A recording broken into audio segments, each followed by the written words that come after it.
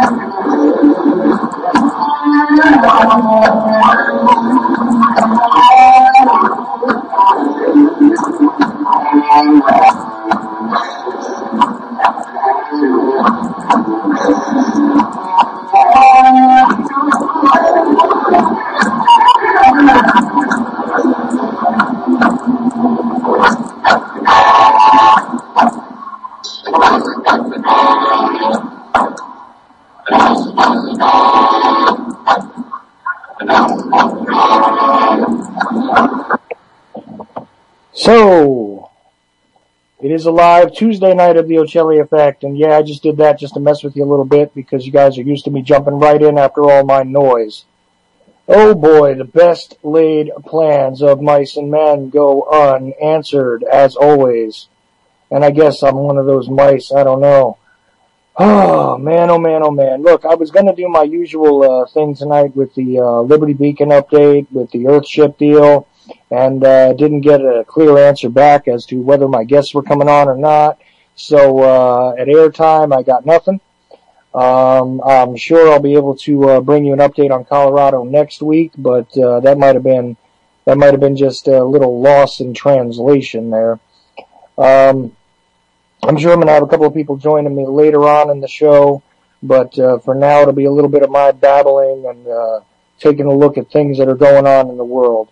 Now, you don't have to look too far, to be honest with you, to see what it is I think about this whole MH370 deal, and how I said from day one that this thing is not going to be found. I said to you guys that this is something that I guarantee you has been destroyed, that I guarantee you has been obfuscated, and when they're ready to present the evidence, they will dump the falsified crap into a body of water somewhere and hang it out into the media and tell you that they've discovered it. It's just looking a whole lot more and more that way, isn't it? Let's leave the plane alone for a second. I decided to do my usual little cursory look at the mainstream before I jump on air. I do that all the time because, I like to know what my enemy's doing. It's always good to gather a little intel. Okay, so those that seek to control your mind as opposed to ask you to think for yourselves, like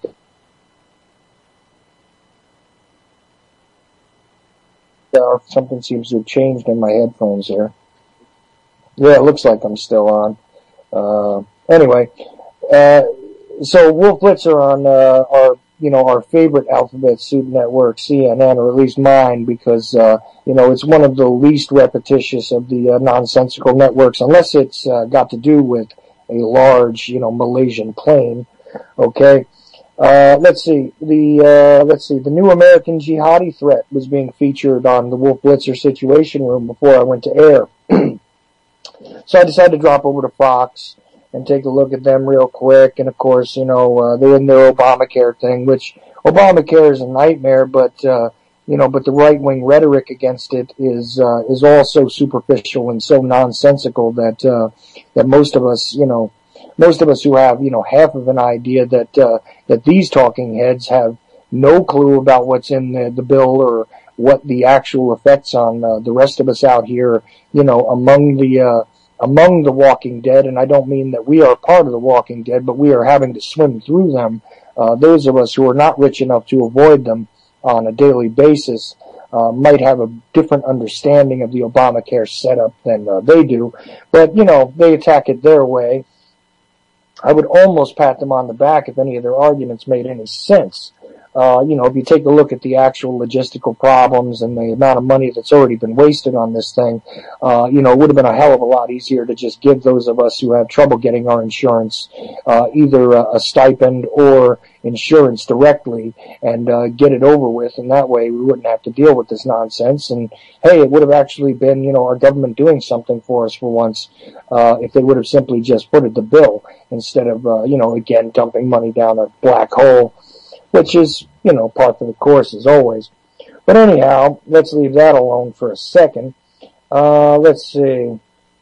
Oh, the interesting thing that came up there that kind of cracked me up a little bit, during a rant of that nonsense on one of those shows that often gets played in clips and regurgitated here and there and on all the comedy programs and all that kind of good stuff called The Five, they happen to say that they think that Michelle over there is a little more intelligent than Barry. I found that kind of funny. I'm not exactly sure if Michelle is a man or not. I'm still looking at those videos, and I'm telling you, just type that phrase into YouTube and take a look at that stuff. It's kind of frightening to begin with. But anyway, they think she's smarter than Barry, so that automatically tells me she's not. Okay, let's see. So back to the Wolf Blitzer thing. I'm also watching them re-dredge up, and I couldn't believe this when I saw it because it's something that I mention and I usually get shouted down for it. But, people forget the situations in Beirut. Beirut, what's that? Greatest baseball player ever lived, right? Yeah, okay. Anyway, if you remember in the early 80s, all that kind of fun stuff, when we were dealing with the Lebanese terrorist threat, the Syrian terrorist threat, the other constructs, and we were dealing with the boogeymen with names like Imad Mukniya and all that kind of stuff. The jihadi terrorist construct was a little bit different back then. The narrative wasn't as strong, and people weren't buying it, at least until, a couple of buildings got destroyed in New York City, and, our beloved Pentagon was also targeted as well. But until that point in time, ladies and gentlemen, we were dealing with these, the Lebanese, the skyjackers, all of that kind of stuff. And if you remember the Marine barracks bombing and those situations in Lebanon, and the biggest terrorist head being the Ayatollah Khomeini and all this kind of fun stuff. Of course, nobody wants to tell the story of how the Shah came to power, or the Ayatollah came to power, how we got rid of, Mossadegh in Iran decades before, and we're tampering with them via our alphabet agencies to begin with. And, of course, that leads us into discussions of things like Gladio. But, hey, let's not pay any attention to any of the United States-backed sort of men behind the curtains or anything like that. When you take a look at this kind of stuff, and they're dredging up once again because of some new books that are being release re-emerging threats of the jihadi terrorist possibilities coming out of that part of the world once again, because nobody's going to buy that anybody over in Afghanistan has enough strength to even stand up and do anything anymore. And of course, what are they going to sell us next? The Chechenian threat, that didn't work out too well because nobody could identify them as Muslims or anything else, so they weren't frightening enough. Although I got to tell you, Russian soldiers are a whole lot more frightening than your average guy running around in his pajamas in the sand. But that aside, that's just my opinion. They're putting this together, of course. At the same time, they're telling us that they're going to release the Inmarsat stuff from the MH370 deal, and this will be a release of data and analysis and some more crap that we can't trust and some more nonsense to add to the fabled fairy tales of this giant plane that has been disappeared somewhere in some ocean at some time. Let's see. Oh, and we're also going to have to endure more of the aviation correspondent Richard. Mr. I don't know, his head is shaped kind of like a very large potato. Quest, the aviation correspondent, or whatever the hell it is they're calling this guy. He has one of the most annoying sets of facial expressions and twangs in his voice I've ever heard from a Brit. At least some of these other guys, they have a soothing sort of quality to their, nefarious, evil sort of tones when they speak. And I know I don't have the greatest tone in my voice or anything else, and I kind of, ramble on as if I'm a little bit manic and everything else, but I mean, for God's sake, if you want to talk about artificial, take a look at that guy. I mean, really, the shape of his head again, and I know I've said this about Nancy Grace many a times, because that is the strangest looking meat puppet I've ever seen on television. I don't care what anybody says. Just taking a look at the overall aesthetic quality of Richard Quest's head makes me disregard anything he says, because I swear to you, if I didn't know better, and I don't know better, but if I didn't know better, he might just very well be an alien. So anyway, in context, though, just remember, in context, at the very same time that they're discussing how they're going to finally reveal through the Malaysian government all of this nonsense, and they're going to give us the data and give us the analysis and finally give us the truth that they could have given us over 10 weeks ago regarding this plane and the data that they've actually possessed the entire time that they weren't free to share due to technological, national security issues, blah, blah, blah, blah, blah, blah, blah, blah, blah, nonsense. They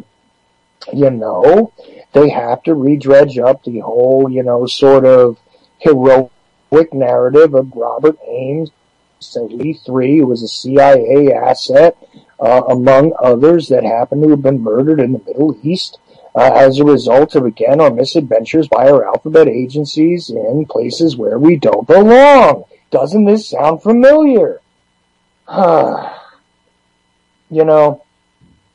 Despite mixing all of these other things, and when I say alphabet agencies, of course, we know what we're talking about, don't we?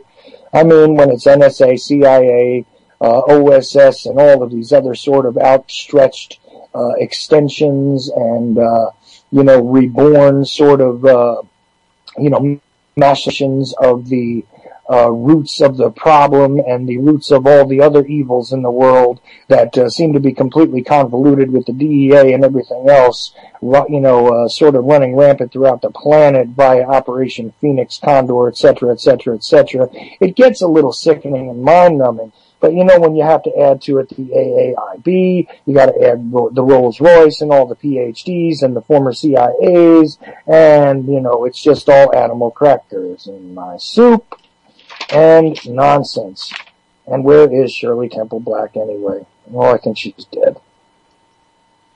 So, now, of course, the construct, in the context of this plane, which has disappeared due to mysterious circumstances, by the way, and the possibility of terrorist activities, and all of these other possible nefarious, oh my God, be nervous, be afraid, and all of this other fear pornography, now we're going to give you a new place to look on the map. And what they're doing is giving you a conflagration of Syria, Pakistan. Oh, remember Pakistan, by the way? our allies during the War on Terror when we were supposed to be going after the UBL or OBL or whoever the hell he was. Mr. I have a dialysis machine in a cave in Tora Bora, even though I probably wasn't there because I was sitting in Pakistan being protected, or I was dead. It depends on who you talk to. In Dubai much earlier on and all of that other good stuff. Although I do say again that the whole Fat Bin Laden tape is something that, I hope nobody out there is being suckered into anymore, because a lot of that stuff, although very, very suspect, is also nonsensical. The whole misunderstanding of the Bin Laden tape. First of all, there is a linguistic problem with that. That I confound nearly anybody to find two Arab translators that'll give you the same answers regarding what is actually going on in those conversations. First of all, and the context and the literal sort of character of those conversations is very important when you're trying to understand exactly whether he is praising or simply agreeing with or just simply mentioning the events that he is discussing there, plus the circumstances and the strangeness of it. But the actual aspect ratio of that tape that is often, heralded as a big sort of cue as to its, lack of authenticity is nonsense, because it's just a sort of mistake in the translation between PAL and NTSC, which are two of the major sort of broadcast formats from that time period. And if you've ever watched, let's just say kung fu theater movies on cable television some years ago, you would often see, a very stick figure looking Bruce Lee on the screen, or some of these other guys whose names you never heard of or couldn't possibly pronounce, even though they've given you an English version of their name on the screen. And they look really strange and really inhuman, and that's because, it was a very cheaply done sort of, translation between the different broadcast formats. So this is just a mistake there when you properly adjust the aspect ratio between the PAL and the standard United States NTSC, and you do the work regarding putting the aspect ratio in its correct sort of format. You find that it really does actually resemble Bin Laden pretty well. And as far as the shading and the changes and the shadows and things like that, all of that is pretty explainable, so don't get suckered into that nonsense. But at the same time, there's plenty of other things that you can point to for fictional and simply fabricated evidence throughout the entire 9/11 narrative. You don't have to get yourself stuck in the quagmire of videotapes and really. What else did I say? Oh, right. You know what? I also noticed, let's see here. They started discussing, like I said, the whole Syrian, Pakistani, and Yemeni. Don't forget Yemen, by the way. The Pakistani, Syrian, Yemeni alliances between the new al-CIA, new boogeymen. They're actually giving them some names, and I didn't really take the time to write them down because I figured they'll change by morning. And the training camps and the fact that they're going to now export some new American jihadi people. And, I love how they don't really change the playbook. That's the fun part. You can actually watch the same plays being run over and over again. I mean, that's obviously a button hook. That's the way that goes, man. OG, quarterback sneak. Training camps, exporting. So over the course of 5 minutes, I noticed that we had the concept of U.S. or American, U.S. or American, not just targets, no. Targets was something that was being mentioned in with it, but let me see here. U.S. or American, right, yeah, U.S. or American assets. Right, U.S. or American assets. They did this exactly 13 times in 5 minutes, and almost corresponded perfectly. It was actually 11 times where they talked about U.S. or Western targets. Exactly 13 times in 5 minutes. I just decided to keep score at that point because that's how ridiculous it was to me. Okay. So let's move into something else because I'm just tired from that. I mean, you know, how many times do they have to do this exactly before before we start to understand that you know, this is just the excuse for the later action. This is just the excuse. And you know, mainstream wise, I've got to say that I've just, you know, I can't handle it anymore trying to watch it for any length of time. And even watching the Pigmine stuff go by at this point is getting repetitious in my head because it's all starting to look the same. So it's hard for me to pull out certain facts after a while. You know, although I do advise anybody who wants to sort of digest on it to definitely check out the Pigmine stuff because, I mean, it's just awesome. I'm so glad Jules showed that to me because I really was at a loss for how to sort of create digests for the mainstream stuff. But even after a while, even in sort of, let's see, how could we put this, you know, in these smaller, sort of, you know, categorical clips that are, you know, retitled and shortened and, you know, you remove a lot of the, you know, extraneous discussions and, you know, and you end up with, you know, a bit more of the meat of the story, you know, in short. It still becomes extremely repetitious. It still becomes extremely tiring, and I wonder what it's like at this point now, how it was that I handled actually watching the news and the History Channel, with my eyes shut before, because, it seems painful to me at this point. I can't imagine. I mean, that must have been why I was so tired so often, no matter how much sleep I used to get. Still tired now, though. Let me not fool you there. But let's see, moving forward, what else did I do this week? Well, let's see, this week I spent a little bit of time trying to spread the word for UCY also. I met up with a varied sort of cast of characters on a bunch of different networks in a bunch of different places, and just made myself available to talk to people and to just participate, to try and spread the word for the whole network. I've been doing that before. I mean, people have heard me on a couple of other shows, places you know.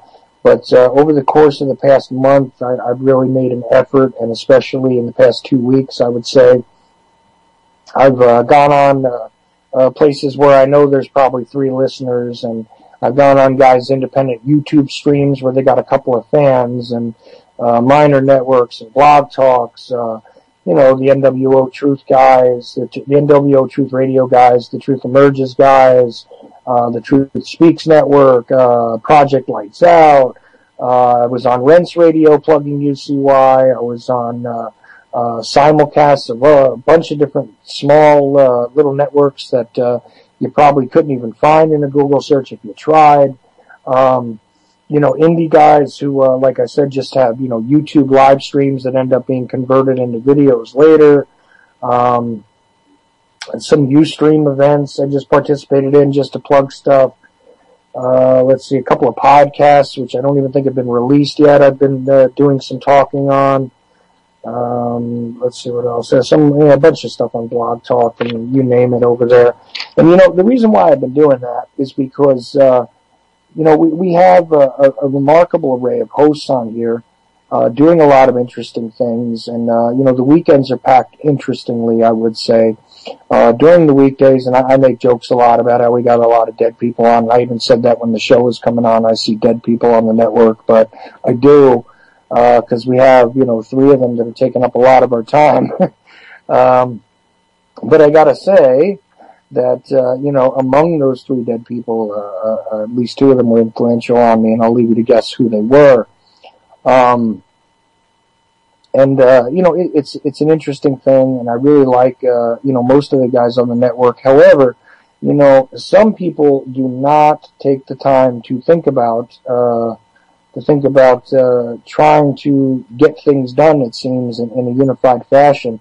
I really don't see the results. And I know Jimmy sort of, told me that I didn't know what I was talking about because other people do these things behind the scenes.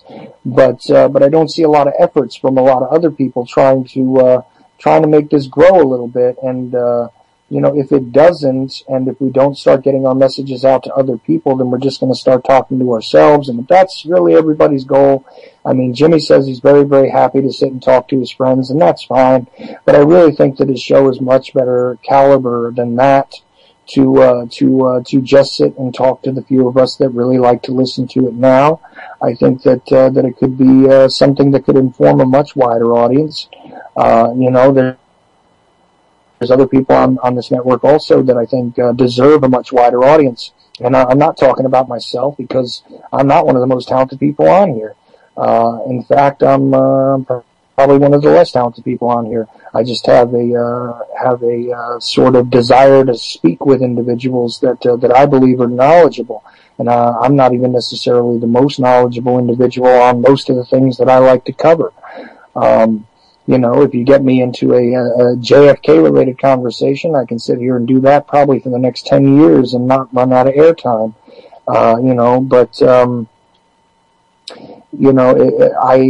I don't see why it is, though, that a lot of people are not cooperating who could.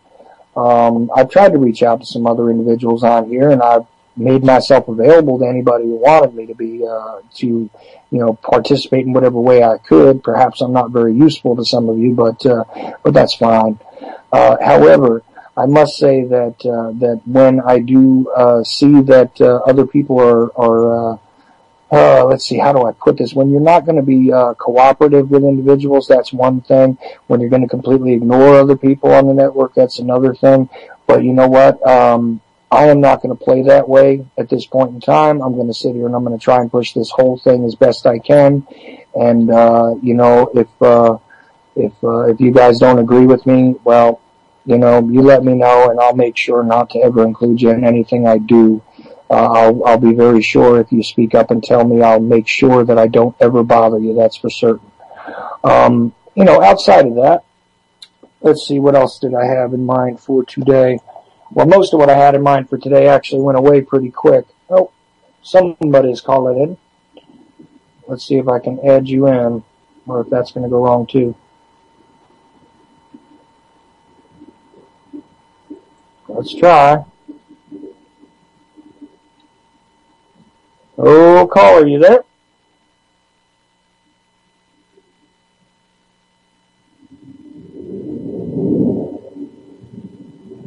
I got a plane flying over, and I tried to add in a caller, and they didn't make it in. Nice. Okay. Well, if you want to try back again, go ahead, but I don't know why it didn't answer. I tried to answer you. The lines are open, by the way, 718-717-8296. I will take calls. Fine by me. But I tried to add in the caller, and you didn't come in somehow. I don't know why.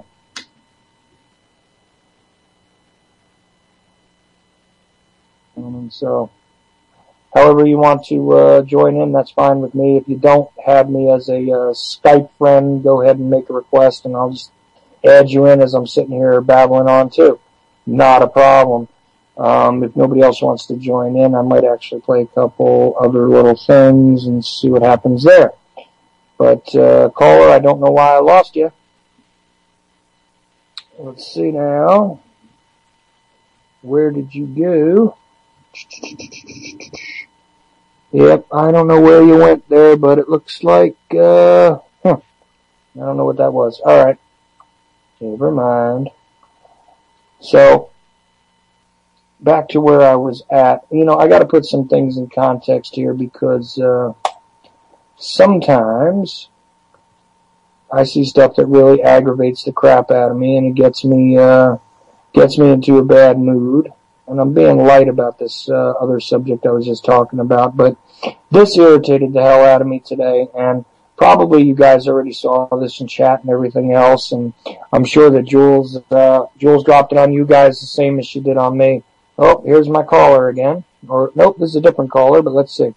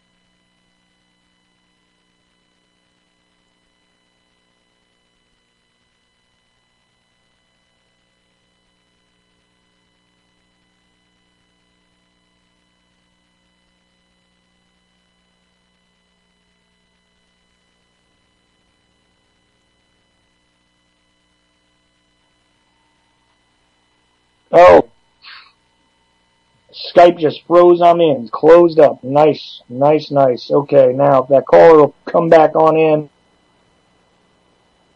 instead of this one, I didn't even mean to do that. Yeah, I actually hit the ad instead of the answer, and it still did the same thing. That's lovely. Oh, boy. That's what I get for saying something negative, huh? Anyway, so back to where I was for a minute. Hopefully my caller will jump back in here, probably to yell at me for what I was saying. Whenever you're ready, boss, come on back in. But if not, I will attempt to play this little piece here. Let's see if maybe that's what my problem was. Oh, yeah, there we go. Nice. Okay, so that's what the problem was. I tried to do that and didn't do the right thing with the Skype at the same time. So, okay, so I screwed up there and knocked myself off the air. But caller, please join back in with me because I did want to talk to you and I have no idea what you wanted to say, but by all means, come on back in.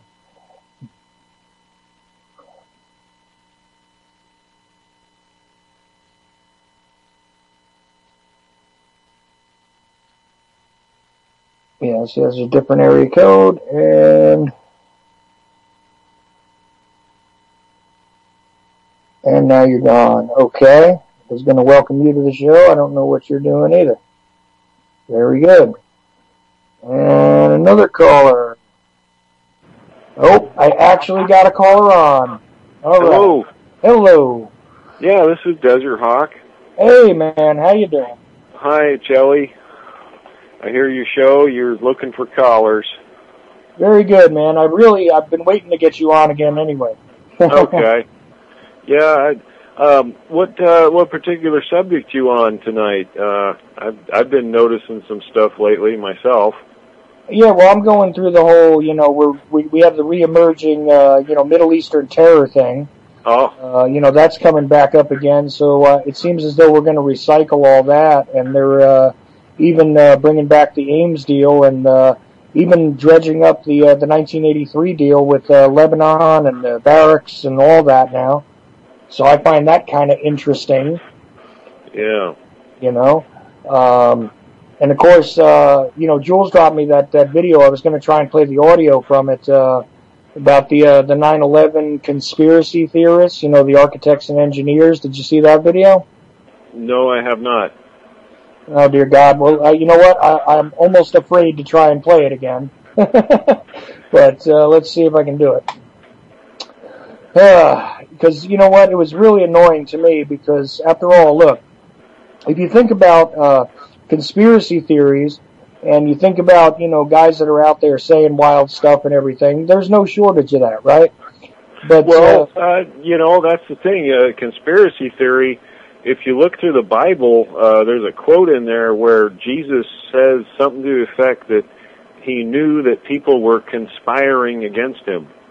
And it seems like a contradiction for Christians to dismiss the idea of conspiracy theories.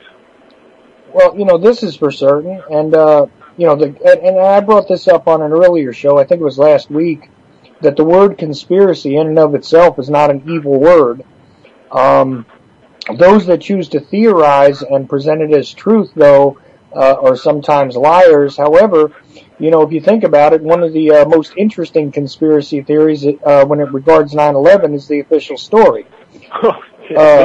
Yeah.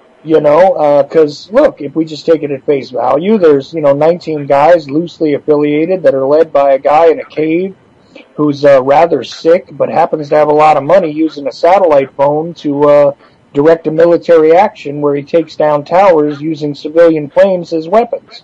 That's kind of extravagant in my mind. Yeah, I would say what's extravagant is if they turned off their transponders and lost contact with the tower, that's way out of line because 5 to 10 years earlier there was a guy named last name of Payne who was a golfer and he had his own Learjet and apparently he passed out and his Learjet just kept on going in the straight direction and they lost contact with him for, I think, 5 to 10 minutes, and within another 5 to 10 minutes, he had 2 F-16s on either side of his aircraft. Well, right. This was, a normal. On a normal day, we would have had interception from military aircraft that would have, sought to control the airspace. But That's right. But the point of that news report, and we got somebody else calling in. Let's see if this was somebody else I lost earlier. Okay, caller, you're on. Hello? Hello. Yes. Am I on the air? Yes, you are. Oh, hey, great. Hey, I wasn't expecting. I was expecting a screener or expecting a long wait. Yeah, I'm relatively new to the UC network. You all got some great shows on here. I heard you, yours included. I heard you mention. I wish I didn't have to work 9 to 5 because you all got some great shows in the morning. But I want to ask you a question. What's your take on architects and engineers for 9/11 Truth? Do you have problems with them or disagreements with them, or what exactly is your take on them? I was just curious.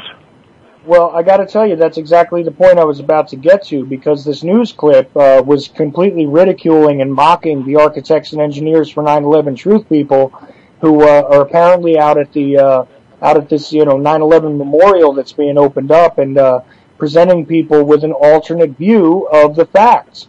Which is coming from not, a crazy conspiracy theory, which they're trying to paint them with that brush, which has become a derogatory term, but with, hard scientific data that they have gleaned from their professional lives. And this is what it is. And I had Richard Gage on my show, who is, one of the main spokespersons for 9/11 Truth. He was on my second show that I did for this network. He wasn't talking about, insane things or things that had no sort of proof. He was talking about the behavior of the buildings and how it was incongruous with the official story. When you just take that fact alone, and I'm not even saying that some of the wilder theories aren't true. I don't even want to go there because, to my mind, at least, the facts are still not known. Having witnessed part of what went on that day myself, it's impossible for me to imagine that this was simply an act of terrorism that was committed the way that the official story claims.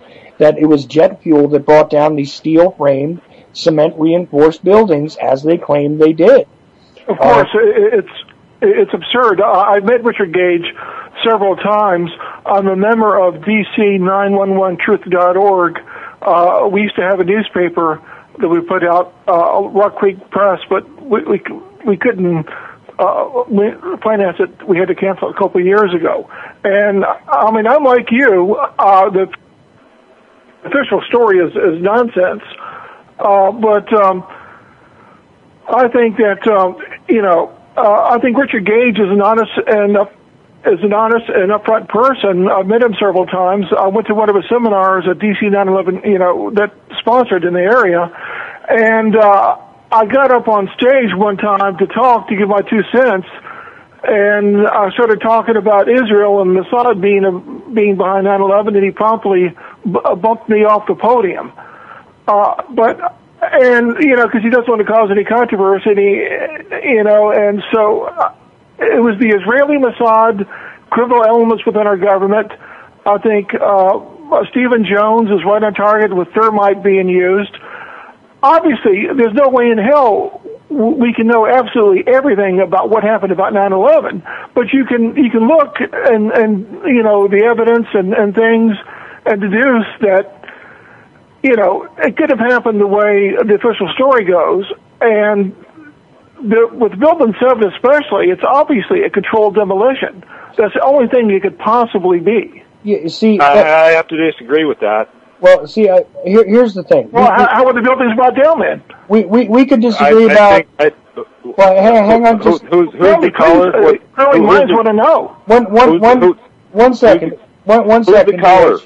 Well, one second, DH, because I just want to address one thing, and then you go right ahead, okay? Here's the deal. When it comes to Richard Gage not wanting to cause controversy, that's not what that is. The thing is, because I've spoken to him privately before, and I got to tell you, the reason why he doesn't get involved in all that discussion, excuse me, is because He's not an expert on those types of things. Okay? He's a freaking engineer. Right. His expertise is what he is utilizing here. That is what he is sticking to because he feels as though that is his best area to defend the idea that this is not the truth that has been told to us all so far. It is not a matter of he doesn't want to cause controversy. It's not a matter of he doesn't want to, dirty his hands with these other things. It's just a matter of since that's not his area, since that's not where his expertise is, that's why he doesn't go into that stuff. And that's what he's told me himself, Tell me where he's wrong then. Well, can I jump in here? And now this is where our friend Desert Hawk and your buddy there. I'll ask him to say how the buildings went down. Yeah. Who's the guest caller? My chat room name is Meat Dog. But my actual name is Mike. Yeah, Meat Dog. I've seen you on the chat. This is Desert Hawk. The only disagreement I have about the controlled demolition is there's video out there called "Where Did the Towers Go?" Oh yeah, that's from the lunatic that was in a coma for 10 years. Yeah, that woman is a dissemble agent. Well, whether he or she is a lunatic or not, there's some very weird aspects of what happened to cars and vehicles and video and photographic evidence of what happened around those towers. Now, hold on. Why did you interrupt me? Let's just stick with the Twin Towers. Let's just stick with. I'm talking about the Twin Towers and about a mile to a half a mile around the Twin Towers, and there's some very weird stuff that is unexplained. Let's just stick with the Twin Towers of Building Number 7. That's what I'm doing. How would you brought down Building Number 7? You don't think that was a controlled demolition? I think that controlled demolitions were used. Okay, all right. Well, then we agree. Okay, well, I don't know if it's all right. I don't think it was all right because people died. I didn't say it was all right. Yes, you did.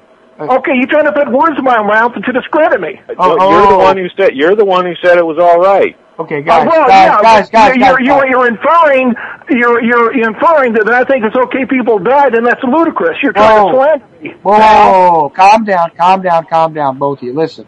Here's the thing. He's saying it's all right. He's just saying to you that he's agreeing with you, okay? Okay. About the demolition, that's all that is. I understand that. And meanwhile, our friend there, Meat Dog, I guess, listen, relax a little bit and just let him get his point across also about this other stuff. Yeah. Because the information, what I'm comprehending here is I've studied alternative energy. All kinds of strange stuff is out there going back to 100 years. And that Judy Wood, as far as I'm concerned, is right on the money as far as it goes, as vortexes and tornadoes and stuff. Because if you look at black and white photographs of tornadoes that put a piece of grass or a piece of hay through a tree, that is impossible. With conventional science, that is impossible. Even if you took a piece of hay and stuck it inside of a 30-06 and tried to blow it through the hole or blow it through a tree, it would not go through the tree. The only way that's possible is with what she is talking about, where you create a vortex, and within this vortex that she's talking about, material items, material objects around us start taking on different properties. Well, aren't you aware that Rodriguez, the janitor, whose testimony was not allowed, and the government investigation said that there was a huge explosion in the sub-basement before the first plane even hit? Didn't you see the film of the molten steel pouring from the side of the building from the documentary Loose Change? Don't you remember how they had molten steel that was still hot for weeks afterwards? Okay. That they poured water on. It took weeks and months for them to take all the debris out of there. The idea that turned to dust is absolutely ludicrous. This second, Meat Dog. What if they had multiple plans, multiple aspects, just to make sure that those buildings would come down? What if they attacked it like 3 different ways? Yeah, see that to me makes the most sense, guys. Because here's the point I'm trying to make is that why kill a fly with a sledgehammer when a fly swatter will use? Why have these? What kind of weapon was used to bring down the Twin Towers in Building Number 7, and where was it located? Well, all I'm saying is that I think there was multiple plans in motion to make sure that what would happen on that day happened. Okay, but you didn't answer my questions. What type of weapon was used and where was it located? Okay, you're saying what type of weapon? What if there was more? What if there was more than one weapon used? I believe that there was controlled demolitions, thermite, and possibly suppressed energy weapons that were used. And where would it be aimed from?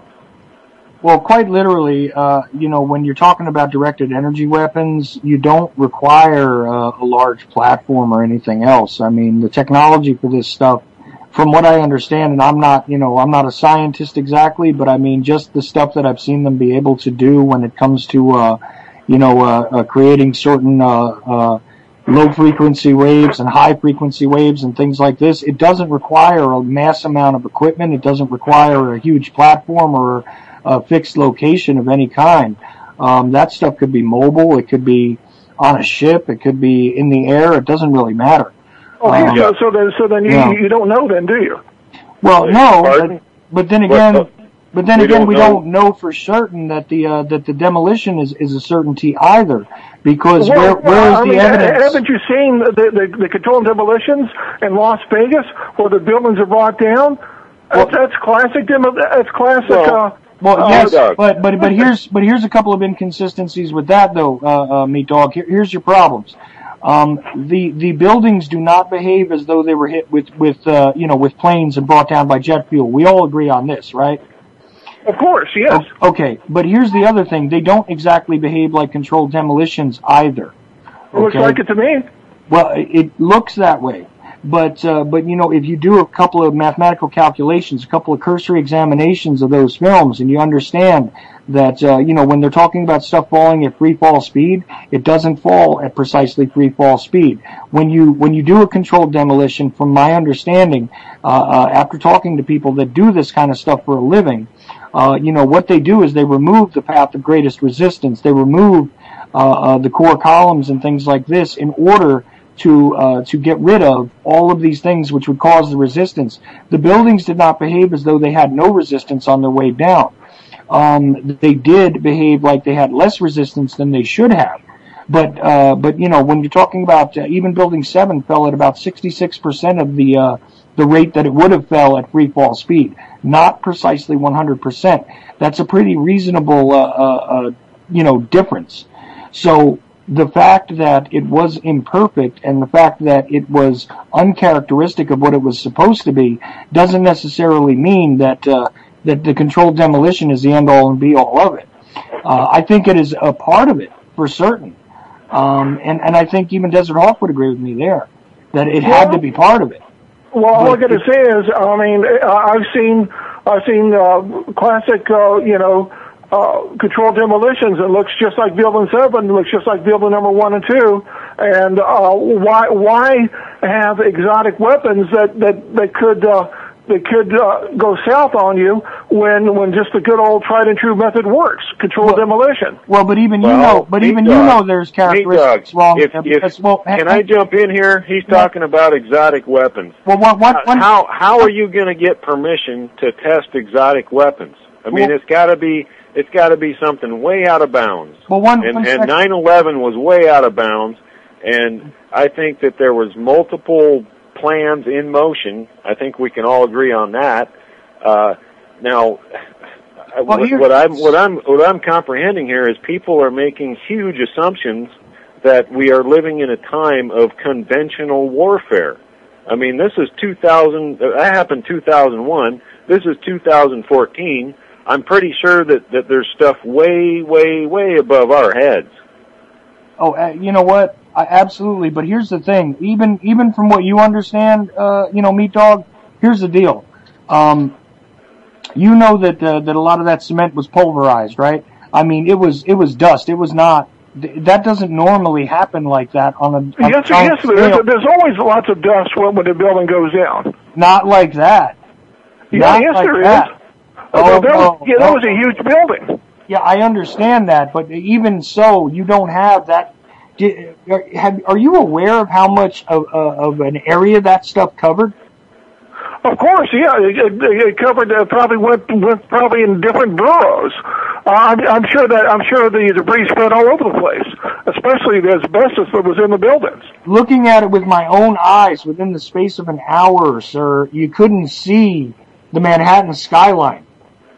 You couldn't see it. Do you understand what kind of a scale that is for that type of debris to be up in the air? That is not normal. And it wasn't just the debris; it was the smoke from the fires as well. Yeah, but that's nothing. That dissipates as it travels. Major fires like that. I mean, you could see 40,000 acres on fire. It's not going to produce enough smoke to completely get rid of the Manhattan skyline from New Jersey on the other side of the river. That's impossible. Okay, so the fact that it seems to me very reasonable to say that it's not simply a controlled demolition. It has to be part of the equation, certainly, but to say that to me that's just reasonable, because there was a whole lot of other stuff going on there that can't be accounted for with just a controlled demolition problem. I'm going to jump off here. I would say that what caught my attention is the basic question of where were the interceptors. That was their job. The interceptors have a job, and under federal FAA guidelines, they are supposed to intercept anything that does anything out of the ordinary as fast as they can. I think they were called off. I believe that's what happened. So that's proof there that there was, government custody. That's all I'm saying. I'm going to jump off of here. Course. You guys go ahead. And then plus the fact too, they had all those, I can't think of the term. Plans going on at the same time. The exercises, exercises going on. To confuse the air traffic controllers, to obfuscate the same thing that went on in England in 2007. Listen, I didn't mean to get emotional. I can get emotional on this. I don't want to doubt your sincerity. We have some common ground on this, but just Judy Woods, you ought to see the Greg Jenkins, a former member of a DC 9/11 Truth, the interview that he did with her and made her look pathetic. So I don't want to doubt your sincerity. You may be sincere. We're going to have to agree to disagree. I just think my personal belief is, controlled demolition worked. Why bring in some kind of weird weapon that may or may not work, that could bring more attention to the thing, because the people are gonna go for it anyway. So well, listen, I'm not even saying that I guarantee you that there was a weird weapon there. I'm saying to you that that controlled demolition in and of itself, all by itself, doesn't explain everything that happened. That's all I'm saying to you. Just like I state unequivocally that the plane striking the towers doesn't explain all of what was seen, all of what was observed, and all of what went down. I mean, after all, Building 7 wasn't struck by anything, except supposedly secondary debris, which was ejected from the other two towers. And in that case, we still have no reason for that building to have collapsed. Especially the way it did. Well, all I have to say is that William Rodriguez, there was a huge explosion in the sub-basement. A couple weeks, several weeks that they had these construction workers come in. No doubt they planted explosives and did a little chicanery to make it easier to fall. So this is something they had planned for a long time. And all right, but building number 7 to me just looks like a textbook classic case of controlled demolition. And no exotic, particle beam weapons were necessary. And with building number 1 and 2 I think is the same way. Yeah, I understand what you're saying, but when you look at the, some of the characteristics, like I said, the amount of dust that was spread around there, and the fact that it was pulverized is absolutely not like what would have happened in the controlled demolition. Here's another odd thing that occurs here. If you take a look at the amount of debris, there should have been a standard, like, say, so many feet of debris should have remained in the pile afterwards. You know what I mean? If it had actually collapsed the way that they said it did, and if it had been in a controlled demolition, the math doesn't line up there either. Just like I told you, it doesn't line up even for the free fall speed that people claim for Building 7. It took them weeks and I think maybe months to haul all the wreckage and debris out there. They were cutting the steel. They had these huge pickups. They had guards guarding it, and all the steel was shipped to China. Right, and all the debris. So it took them a long time to clear out all that debris. Well, right, there were large barges that were running constantly, getting rid of that stuff. I know that factually as well. I knew people that were involved in the cleanup effort personally. There's all kinds of strange stuff that went on there. And really to me, the fact that they were so quick to clean up the evidence and get rid of it so fast is also another indication of the problem here. But to state unequivocally that it's simply a controlled demolition, to me, all by itself is not a valid enough answer, because, there's the other stuff that went on there. The controlled demolition wouldn't explain that amount of debris. Like I said, the controlled demolition wouldn't explain, what are we talking about with those reservoirs, with the molten steel and all that? In order to add that in, you require the thermite and all that kind of stuff. But even beyond that, thermite doesn't necessarily create those foundry-like effects that were going on there. That would require a little more technology than even just the standard understanding of the nanothermite. So here's the other problems with it.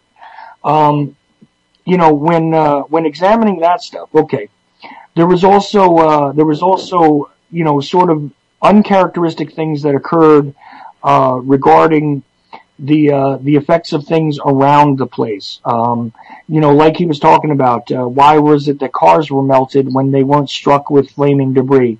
Why is it that, different things were destroyed in very strange fashions? The debris in and of itself is uncharacteristic of simply having been blown up. Because there should have been a whole lot more stuff there that just wasn't there. There should have been a whole lot, these other characteristics just didn't come into play. Well, to me, all I have to say is I saw pictures, and there are huge, huge piles of debris, and you have to realize that a building, I'm not trying to insult anybody's intelligence, but, 90% of a building is air. So, of course, and so but even considering that, there are huge piles of debris, and there's going to be a huge amounts of dust, plus take into fact the God forbid, the asbestos and everything in there. So, to me, it shouldn't be a big surprise that there is dust, because it's part of any controlled demolition. Maybe some buildings are worse than others because of the composite material or whatever that was used. That's a possibility. But we're going to have to disagree on this. No, I understand, but that's why I'm discussing it with you. I mean, look, but the idea that buildings are made a lot of air, that's fine, but when you're taking a look at these skyscraper type constructions, the way that I understand them, and the way I understand these two buildings is you have a huge core area of steel, okay, which is not air. There is, tons and tons of cement on each of these floors. If you take a look at the actual volume of stuff, and then you imagine them compared to the piles that are left there. I mean, buildings half their size made larger piles when they were demolished by controlled demolition. And there is an exact science to that stuff. And people that work in that industry, try and speak to somebody who does that stuff for a living. I mean, somebody who does it on a large scale, and ask them if the original debris piles resemble what should have been in those buildings. If you can find somebody that'll tell me that, that they look that way, I'll be more than happy to have them on my show to discuss it, because I've never heard of anybody who's agreed that those debris piles make sense regarding the amount of materials that were supposed to be in those buildings. So there are other things at play here, in my opinion, based on the fact that we don't have all the facts. Well, as far as that goes, I don't think we're, maybe in my lifetimes have all the facts, because that's such a big, complicated thing. But just because we don't know everything, it doesn't mean we have to leap to extraordinary possibilities. Well, for the record, I don't believe in Judy Wood's theories. Okay? I am not a Judy Wood supporter, just for the record. I'm not one of these guys who thinks it was holograms. I'm not one of these guys who thinks there was no planes. I'm not one of these guys. I definitely believe that there were planes or there were flying somethings that hit those buildings, that's for sure. That's a cover story. But I do believe that happened. I just don't believe that's what brought them down. Okay? Yeah. And you may disagree with me there. I'm just telling you where I stand on the subject. I don't particularly think that Judy Wood's theories are correct myself. Well, she's so flaky in the interviews. It's really kind of pitiful. It's really kind of pathetic to listen to her. And one of our former members, Greg Jenkins, did an interview. You can maybe find it online. Google it. But she, from what I understand, she was in a coma for like 10 years. And, God bless her. I don't know. She gets airplay on republicbroadcasting.org on this one guy's station there. She makes appearances here and there. And I just think that she makes 9/11 truthers, look bad with her crazy way of talking. Well, and that is a good point because here's the thing. I think that a lot of, not so well considered opinions cause a lot of people to look bad on subjects where, there's a deep political need to understand something that has not been honestly portrayed in the media or in historical context. I mean, for instance, I don't know what you know about me. Oh, and by the way, something I wanted to tell you because you're telling me you miss shows on the network. You do realize that on UCY.TV, when you take a look at any of our individual show pages, you can catch the last 10 shows just by clicking on the date. If you go to my show page, you could just catch the last 10 shows by clicking on the date right underneath it there. It's right under the RSS feed. But just so you know, though, I'm like a JFK guy. I spent, more than 20 years studying the JFK assassination, okay? Sure. And I become extremely annoyed and extremely aggravated with people that have PhD after their name and everything else. Some of them even have radio shows. I'm not going to go into names right here and now, but believe me, there are plenty of them that make me extremely sick to my stomach because they're propagating nonsense. They propagate the likes of Judith Baker, whose story I don't buy. They propagate the likes of James Files, who claims to be a grassy knoll shooter, who it would take me 10 minutes to tear the guy apart if they ever let him in front of me. You know what I'm saying? It's absolutely, ridiculous when you see people that have these, outlandish stories that do nothing but sort of feed into the ability for people that want to discredit those of us who care about the truth to, it just gives them ammunition. And, Well, anytime, my first thought is anytime there's a terror attack, here we got a government supporting Al-Qaeda in Syria. Our government overthrew Libya, and now our government is supporting fascists in Ukraine. I'm just so ashamed to be an American. I'm so ashamed of my government. I'm so ashamed of all the things that we're doing around this world. And now in Africa, I'll bet you dollars to donuts the CIA is behind those little girls being kidnapped in Nigeria. I wouldn't doubt for a second. I mean, our government is just filled with psychopaths and sociopaths. And I didn't mean to go up and Desert Hawk. You seem like a sincere guy, and you obviously seem like a sincere person. And I really appreciate all the time that you've given me on your excellent show. And you do have a really great show. And we're just living, for me, 9/11 was the big door opener. That opened up the whole thing to me with the New World Order, false flag terror, the Illuminati, all the books I've read, all the thousands of hours of talk radio I listened to. And I tell you what, we're living in perilous times right now. And I don't know where this is going to go. Is the dollar collapse right around the corner?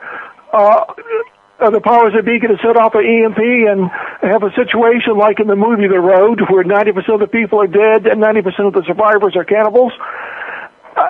Because I watch post-apocalyptic movies a lot. So I just don't know. I mean, we are, it's just crazy now, man. It's just really crazy. I hear you, man. I absolutely hear you. I'm joining another caller in, but I do want to address some of the stuff you just said. Look, man, if you want a little bit of my advice, I am a sincere person. I do my best to be sincere. I do my best to, to investigate things and bring on people that are smarter than myself generally to examine these things that have happened and are happening. And we do live in a perilous time, that's for certain. But listen, my friend, I stopped watching that apocalyptic stuff a while ago because I don't want to allow myself to be dictated by the fear that kind of thing produces and propagates. I don't want to be a part of that illusion, and therefore I've just tried to tune it out and turn it off. You know what I mean? So, if I'm you and you're worried about this, I say one thing first: congratulations, because you're becoming aware. And if you're ashamed of this stuff that's being done in your name, I say again, welcome to the party, because that's where I'm at too. Hello. Hey Dylan, how you doing? But very good, Chuck. But I'm in the middle of discussing something here with one of the guys from the chat room from UCY, and we were discussing 9/11 just a minute ago, but it's gone off into something else. Okay, I'll hang up now. Thanks a lot. Listen, I really appreciate you, and please keep listening, and thanks for all the nice things you said. And yeah, Desert Hawk is a great guy. I really like him in chatting whenever he drops on. He's a good guy. Yeah, thanks, Desert Hawk. I didn't mean to go off on you. I just get emotional about this. So y'all take it easy. Thanks a lot. We all do, and you know what, man? Keep it up. Just try and keep your mind open, though. That's the only thing that I ever ask of anybody who listens to me is keep your mind open, because the minute you stop learning is the minute you start dying. So, you know what I mean? Be well, my brother. Okay, take care. Take care. So, Dylan, how you doing tonight? Pretty good. Sorry, I just got my headphones were just set up. So I saw your message. I just couldn't jump in until I got my headphones set. Never a problem. Never a problem. I was just kind of winging it anyway and going over a couple things, and then I had a little technical problem. So that always happens when we're on air, though. Yeah, big fun, big fun.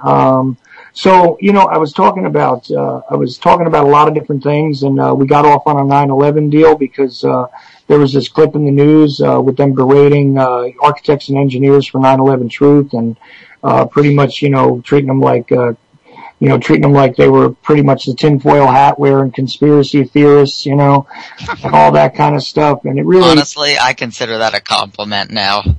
Well, you know what? So do I, but it does get irritating on some level, though, listening to these, meat puppets sit there and snicker at us about, how could you possibly not believe that?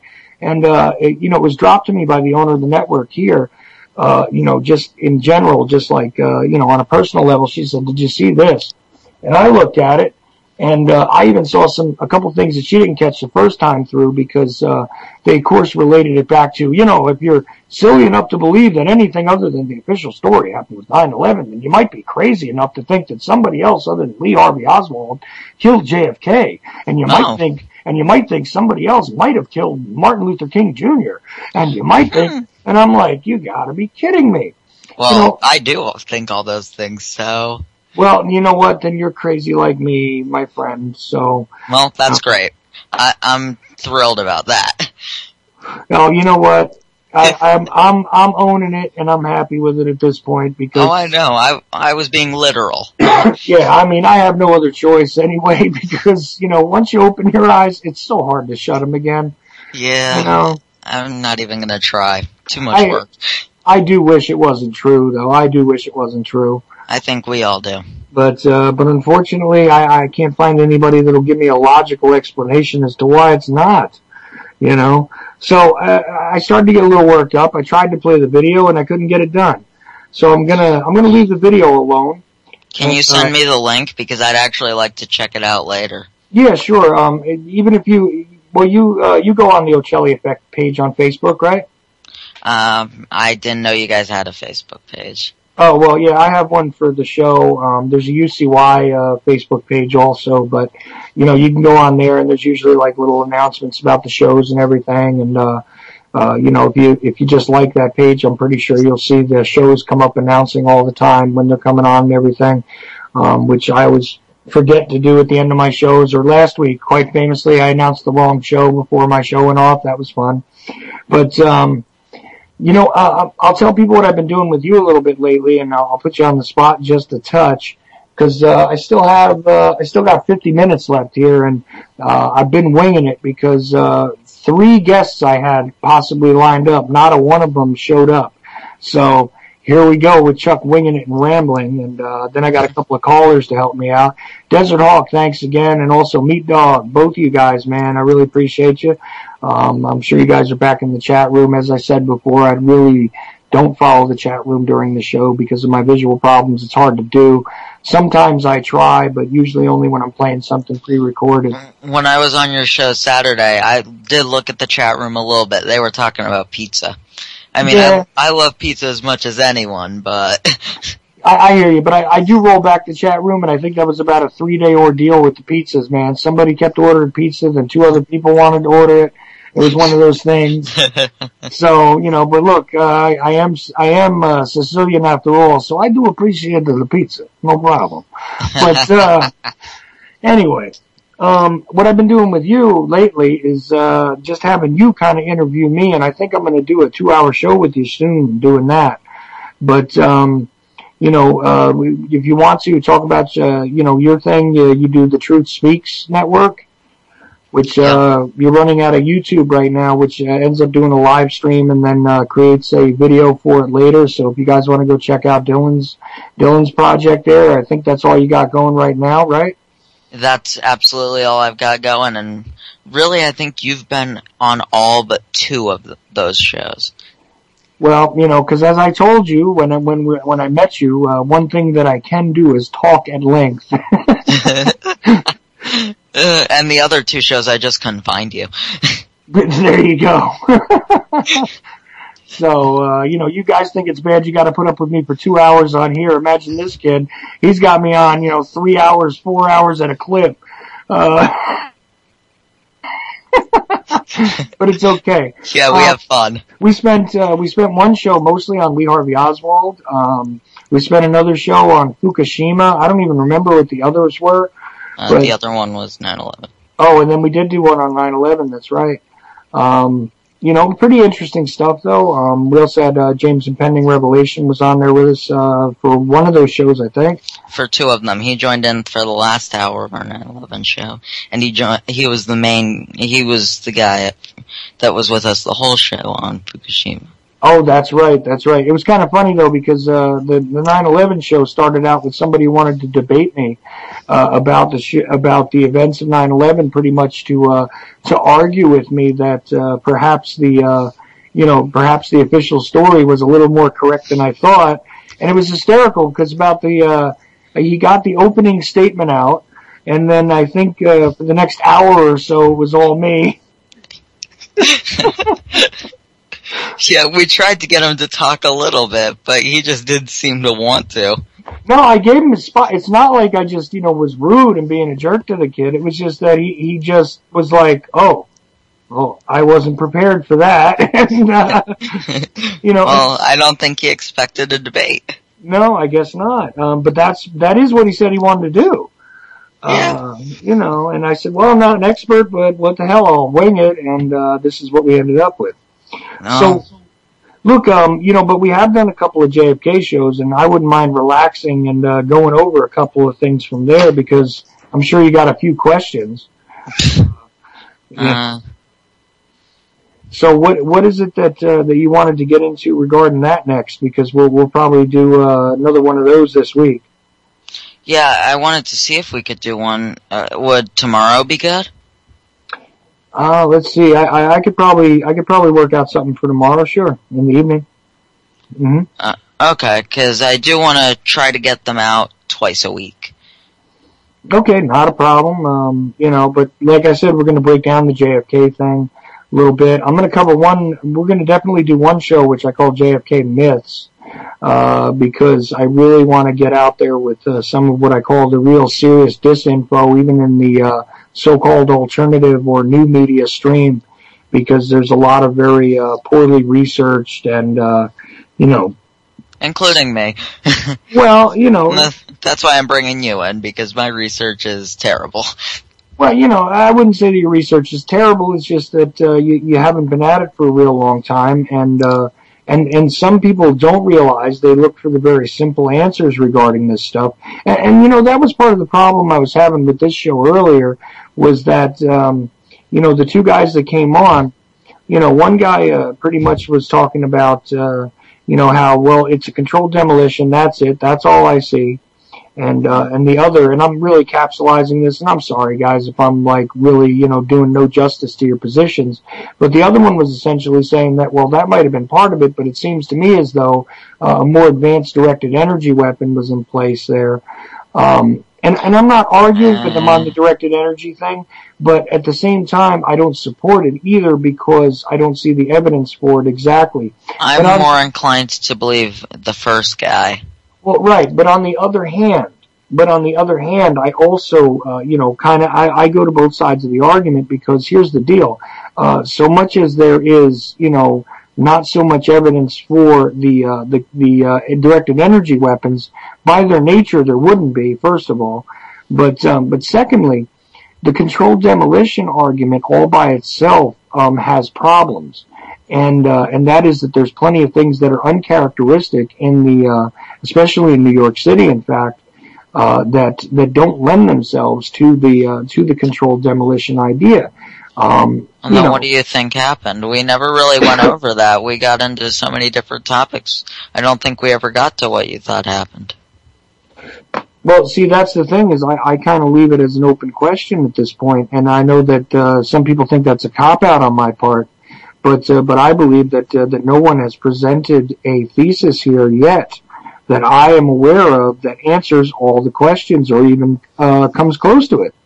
You know, if you say that it was directed energy weapons all by themselves, you have a problem. If you say it was controlled demolition all by itself, you have some problems. It wasn't all by itself. Well, right, but certainly if you say it was the official story, you have lots of problems.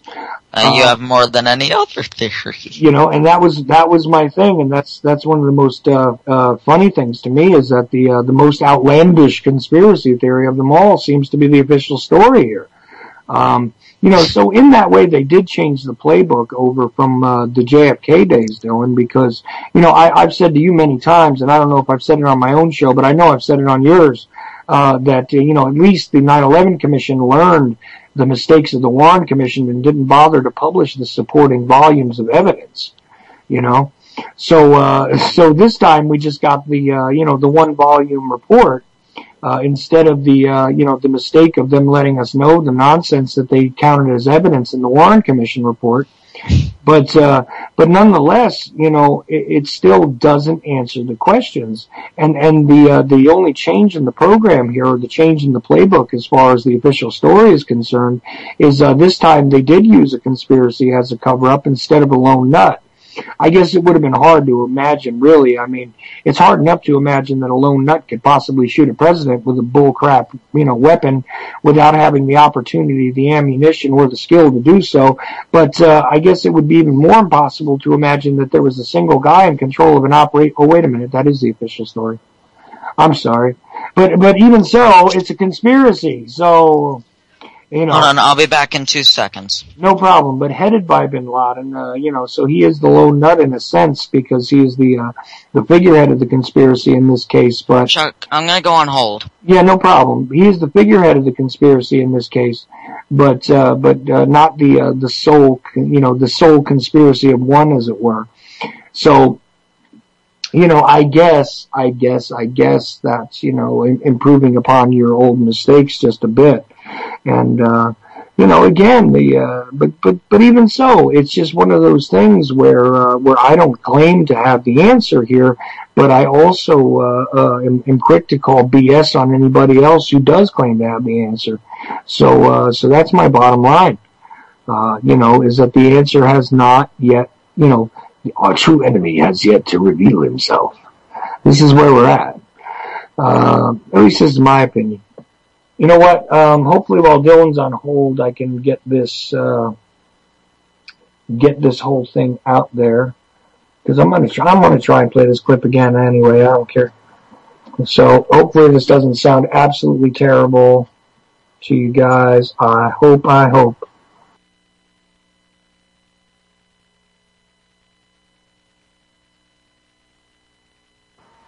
There we go, just about. Let's see if it'll play for me here. Memorial Museum opens to the public this week in Lower Manhattan, and some conspiracy theorists, who are apparently no strangers to Photoshop, plan on attending.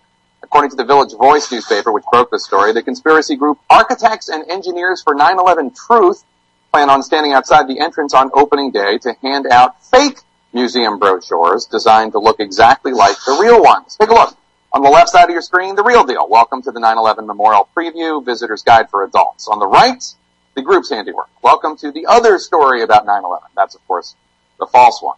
Inside, they claim they've compiled, quote, a vast amount of evidence, I'm using the term loosely there, proving, that's their word, not ours, that all 3 World Trade Center skyscrapers were deliberately destroyed by explosives on 9/11.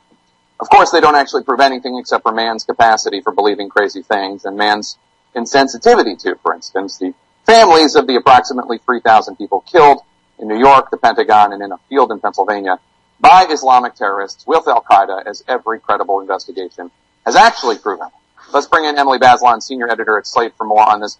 Emily, we are more than a decade after the tragedy of 9/11. Why do these truthers have such staying power? It's such a good question, the persistence of this theory. You know, usually with a conspiracy theory, you imagine that people are trying to make sense of the senseless. But with 9/11, we have a real conspiracy called Al-Qaeda. And so one has to imagine that the anti-government motivation... So you have to agree with her there. We have a real conspiracy called Al-Qaeda. This is true. So they got one of the facts right so far. ...of the 9/11 truthers is really what's driving this. Because if you could imagine that the government made up 9/11 as a hoax, then the government is completely monstrous. There's no reason to believe anything any federal official says, and certainly... Fact number 2 and 3, the government is monstrous, and there's no reason to believe anything any federal official says or does. No reason to pay your taxes. And what happens when this kind of nonsense... Oh, fact number 4, there's no reason to pay any of your taxes. ...hits the echo chamber of the internet? Well, it tends to multiply online, and you see these dark corners of the internet where people pile on, and there's this very minute parsing of the technicalities of the supposed evidence, and more detail gets added and accumulated, and it kind of feeds on itself. And the idea here, right, is not just that the 3 buildings were destroyed by explosives, that it's all part of this grand conspiracy where the U.S. government... I mean, let me state, if I haven't made it clear enough, none of this is true. This is all just crazy talk, but that the U.S. government faked it, killed all these people intentionally, and it was just to start a war in Iraq and another one in Afghanistan. Is that the idea that they're going for here? That's the idea, and just to state it is to show how horrifying it is. I suppose that given that the American government did put forward some false ideas to motivate going into Iraq, in particular the whole idea that there were weapons of mass destruction there, that's like the tiny, tiny kernel of truth that is in some way related to this completely crazy theory. And there's also a lot of scapegoating involved in the 9/11 truther stuff. There's anti-Semitism, anti-Israel, anti-corporations, right? Ooh, anti-Semitism, anti-Israel, and anti-corporations.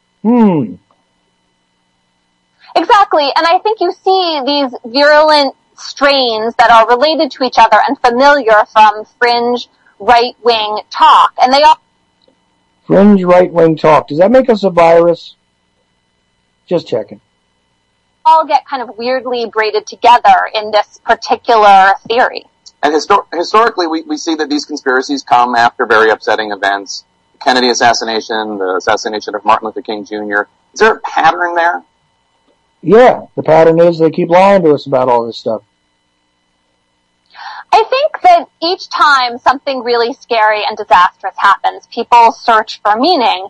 And then sometimes, even when there is a clear explanation, because we have that for 9/11 in a way that we didn't for the Kennedy assassination, certainly at first, then you have this search for supposed other evidence out there, and people just kind of pick it up and run with it, even... I see. I have to agree with her on the Kennedy assassination because after all, that weekend they were already stating that Oswald did it all by himself.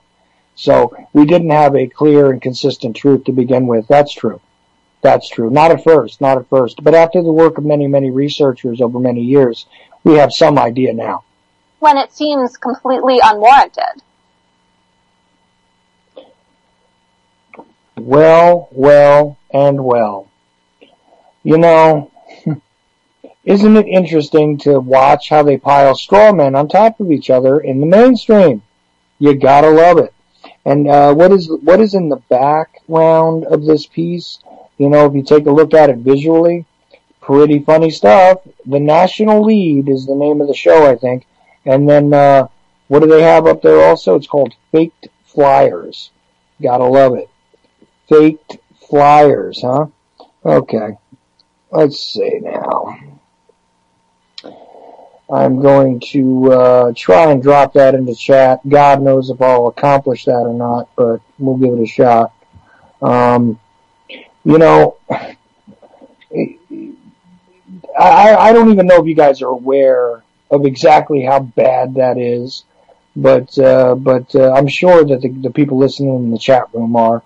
I mean, it's just one of those things where I just watched it and I was pissed off immediately. Because, as I said, you know, here we go again. First of all, you know, I mean, Yogi Berra, it's deja vu all over again, okay. But on top of that, you know, oh yeah, these things are all consistent with one another because, you know, you have to be a kook not to believe those, and you're a right-wing conspiracy theorist. You know, the grand right-wing conspiracy that, you know, that Hitler introduced us to in the mid-90s. You know, all because, you know, Bubba forgot to bring some tissues and spilled his seed on the wrong blue dress. Yeah, okay. Sure. Makes loads of sense to me. Doesn't it make sense to you guys out there? Man, oh man. And to bring up King, that's just too funny. I mean, you know, we already have the civil action in Memphis, which of course the mainstream, you know, completely disregards. We have an official, by the way, this is something interesting, and I hope you guys take a note of this.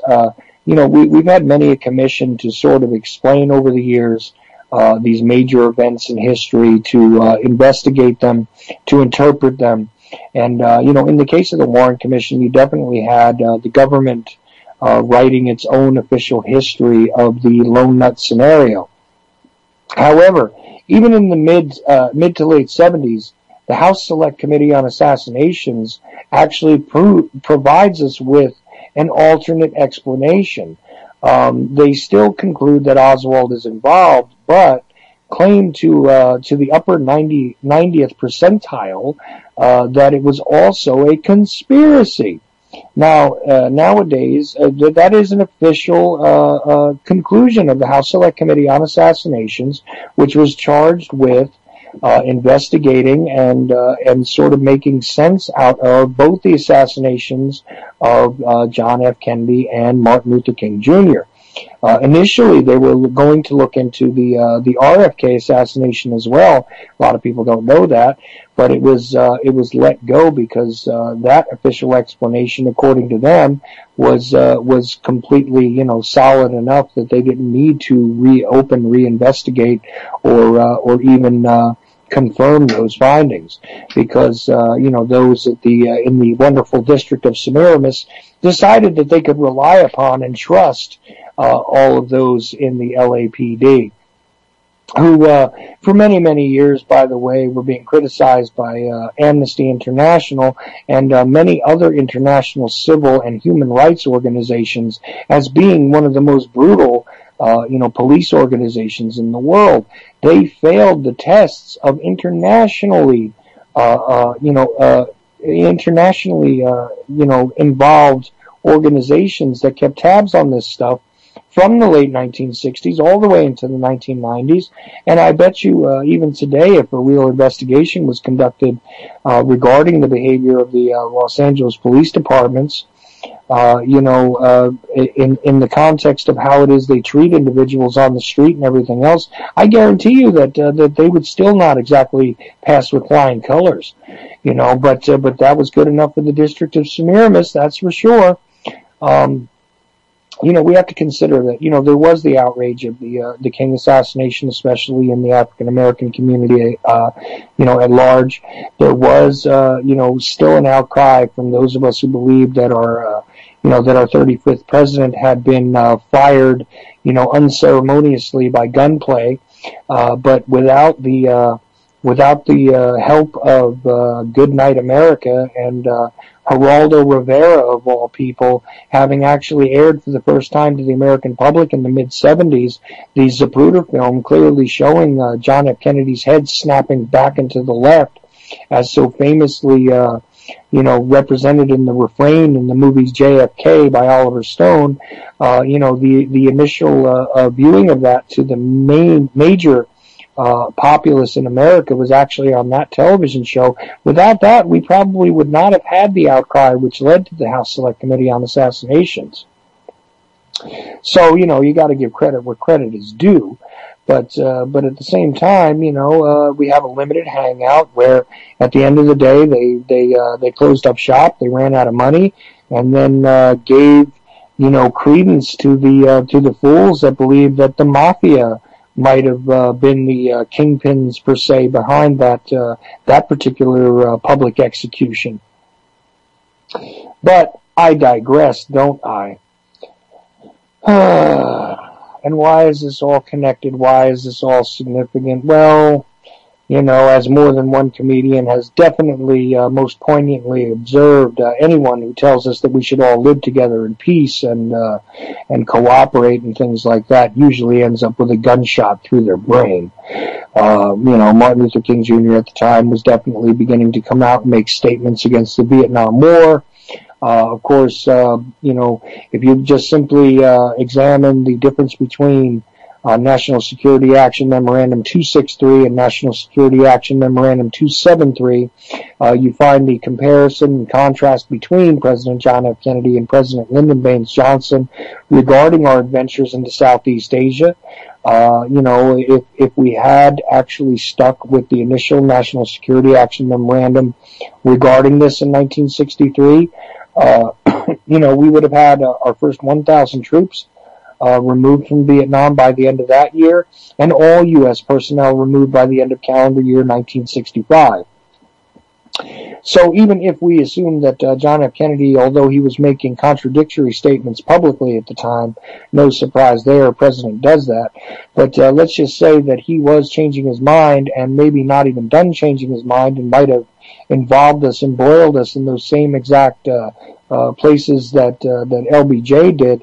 By the time Robert Francis Kennedy would have assumed the office, he was also likely to not only disengage us from that painful, poisonous, and embarrassing part of our history, which we now call the Vietnam War, but he also was very, very likely to have reopened the investigation, and lent some transparency, so much as his power would have allowed him, regarding the public execution of his brother. But again, we have no need for that, so he needed to be silenced in 1968, which of course gave us the presidency of Richard M. Nixon, which of course removed us from the gold standard and did plenty of damage of its own. And another significant thing, because not only did we get that removal in, I believe it was 1971, but a little misnomer that's out there, and I do forget to mention this all the time because people talk about the silver certificates that Kennedy printed and all that.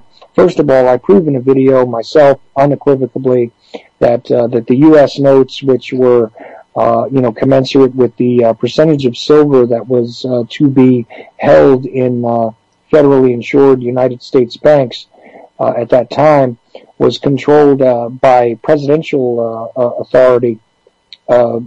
Previous to the Kennedy administration. In Executive Order number 11110, he does turn it back over to the Secretary of the Treasury for the control of those U.S. notes, and therefore does sort of actually surrender power as opposed to seizing it. In addition to that, though, a lot of people have this misconception out there that those bills did not appear again after 1964. This is not correct. They were actually printed all the way up until 1971. So the red-sealed U.S. note, which was backed by silver, did exist another 8 years beyond the murder of John F. Kennedy. So it was not by cause and effect ceased because of the assassination. However, if you look up, the interplay between Kennedy and the Federal Reserve, there was a great deal more to be examined, and you should not get lost among that red herring because there's a great deal of significance to Kennedy's sort of battle with Wall Street, Kennedy's battle with the Fed, and Kennedy's ultimately probably kicking the wrong rock over and finally getting himself a rattlesnake. But also his challenge of the intelligence apparatus of this country is also significant, and even for his successors later, because LBJ would not have possibly retained his presidency in '68 because he had been so terribly damaged by the Vietnam War, of course. Not to mention the scandals which predated his presidency, or even the completion of the Kennedy presidency. There's some less credible sources out there on this that focus very much on Bobby Baker. I don't advise that you read Barr McClellan's book. It's a complete waste of time. But there's plenty of evidence, even on the radio that day, because I have the radio broadcasts from Dallas that day. You can find that the Bobby Baker scandals and the Billy Celeste scandal, the cotton allotment scandals, all these types of things, the racketeering that was being done, by Johnson as the Senate Majority Leader and then later as Vice President, are evident and were even known in the public. Life magazine, yeah, Dylan, I'm in the middle of talking. Just hang on. Sorry. No problem. But Johnson was embroiled in these things enough that Life magazine would have covered them in the following week had they not been now completely engaged in the cover stories of the Kennedy assassination. So his corruption was absolute. His desire to be involved in the Vietnam War to benefit his military-industrial complex cronies and his business partners in Brown and Root Construction and things like this to drain things like the Comron Bay. These are absolute facts. But here's the deal, we would have never had a Nixon presidency without the destruction of the LBJ presidency, without the murder of John F. Kennedy, without the murder of Robert Francis Kennedy. But in addition, when Nixon turned around and decided to challenge the intelligence apparatuses, he also was removed. But since the American people could not stomach another assassination, it became more paramount and more efficient politically and socially to remove him, by character assassination and involving him in the Watergate adventure, which allowed him to have CIA people making really Bush League mistakes during a black bag job that should have been very simple and one and done real quick. Even guys like McCord, who should have known better. And if you read a book called Secret Agenda, you'll take a look at it. Secret Agenda, and it's got something to do with the Watergate burglars. There's a description in there about how people could not even. I'm going to join in another caller here. People could not even conduct themselves properly to avoid being caught by pretty much bumbling security guards and police. So looks like I got Dr. Feelgood joining in with us here. Hey, Chuck, actually, this is Mark. Oh, hey, Mark, how you doing? I'm doing just fine, sir. So I was in the middle of discussing a bunch of stuff. Were you listening in, or? Well, you know what, now, if I understood you correctly, you're talking about Dr. Martin Luther King, how he was the 35th president. Was that correct? Martin Luther King? No, Martin Luther King was a civil rights leader. John F. Kennedy was the 35th president. Okay, now, way before then, were there any other people that were before them? Well, sure, there's plenty of people before them. But regarding what? I mean, do we want to talk about, you mean as far as battling the Federal Reserve or as far as being assassinated? What? Being assassinated. Well, sure. There's plenty of different motivations for why Lincoln was assassinated. Not the least of which is most certainly his battle with the banks and the issuance of the greenback. I just have a problem with people tying JFK to the same stake there. But the conspiracy, which is a proven and absolutely unquestionable conspiracy of individuals that killed Lincoln, have financing from international bankers, which is very clear and very easy to trace now. Oh, okay. Yeah. Mm-hmm. Yeah, I sure didn't know that. Now that I know, now that I'm hearing this all from you, so. Oh, yeah. Well, you know what it is? A lot of people have this idea that because, JFK had issued these U.S. notes, which were backed by silver, that this is why he was killed, because he was bucking the Federal Reserve by doing so. And it's not true, because, first of all, those notes, as I said before, pre-existed him. And also, people say, well, they also stopped the moment he died, and they stopped in 1964. That's not true. They didn't stop until about 71, and they were being printed up until 71 anyway. And the reason for that, I'm pretty sure, is the change in our monetary policy at that point in time, because we were taken off of the gold standard completely by Nixon. Oh, okay. Yeah. Okay. Yeah. Yeah, that makes more sense. Yeah, see, people like, I hate to do this, man, but there's a lot of them out there, but one of the biggest ones is like, the AJ or the Jones Corporation, let's just say. And I even made this mistake at one point, believing that the whole Executive Order number 11110 is a key factor. But if you actually take the time to read it, and you look at it in context with the executive order that it mentions and augments, which is 10128, I believe it is. If you look at that one, and you understand that the Silver Purchase Act, which had just been repealed, changed the amount of silver which was required to be kept on deposit in federal banks. It changes the story entirely. And you know what? You don't have to believe a single thing I just said. If you like, have you ever heard of the book, The Creature from Jekyll Island? Oh, okay. Well, no, have you ever heard of that book? Oh, I seriously haven't. Okay, The Creature from Jekyll Island was written by G. Edward Griffin. He's generally considered, among those of us that are trying to understand the Federal Reserve, as one of the experts on the history and the formation of the Federal Reserve Bank and its influence on American monetary policy. That book tells you the story of the agreement and the way that it was formed and all that. I definitely suggest you read that. But G. Edward Griffin is a guy you need to look up anyway. If you take a look at his article that he wrote in the year 2000, I believe it's called The JFK Myth as well. And you'll find that even he, who is a guy who understands these things much better than myself, is in complete agreement with me. I didn't find out this particular fact until after I looked into it for myself a bit and realized that there was other people agreeing with what I was seeing.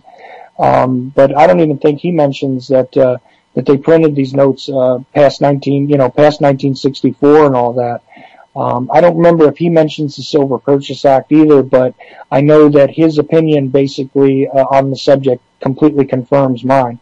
So, that's just something for anybody to consider out there that's listening, is that, look, don't believe the blind JFK researcher idiot. Please don't. Go check out G. Edward Griffin. And then if you don't want to do that, well, then I'll tell you what, go check out all the stuff I just mentioned. Actually read the executive order. And please go check with the Bureau of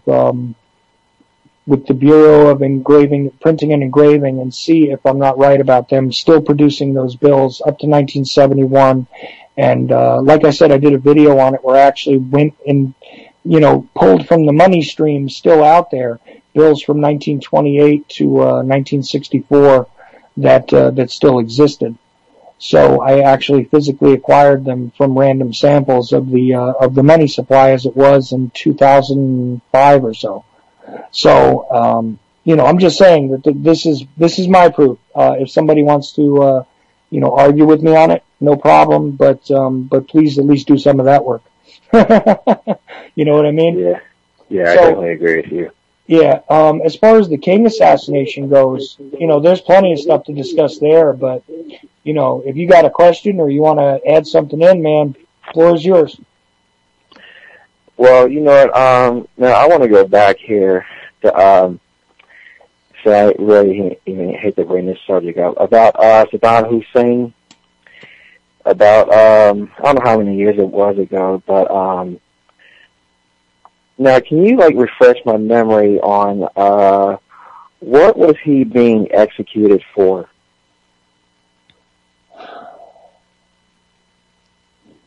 I'm drawing a blank on that myself.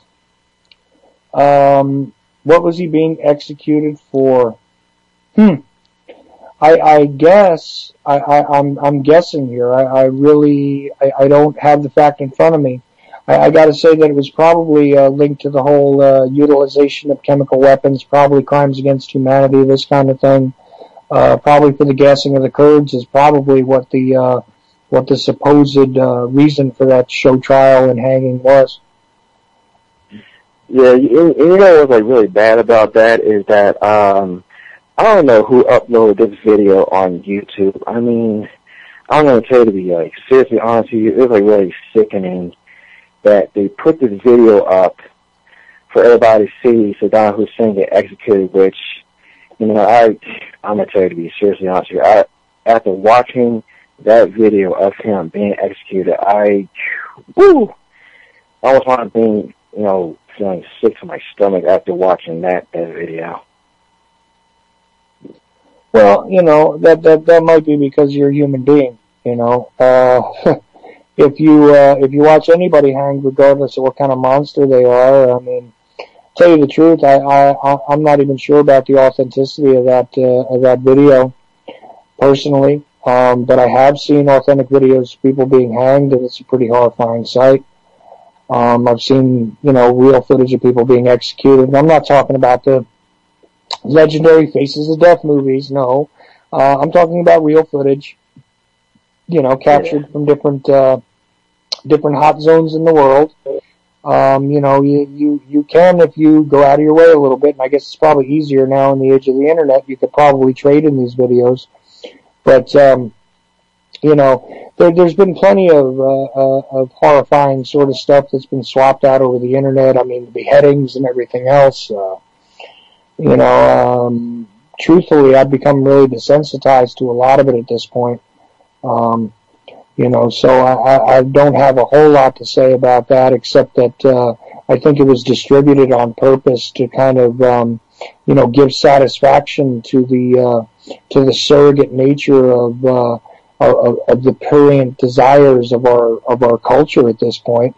Because, look, you're seeing the bad guy punished, watch him struggle for air, I'm really surprised at this point in our history that we don't have a whole lot more televised and broadcast executions, because, people would love to live vicariously, through those who murder by whatever mechanism or for whatever reason.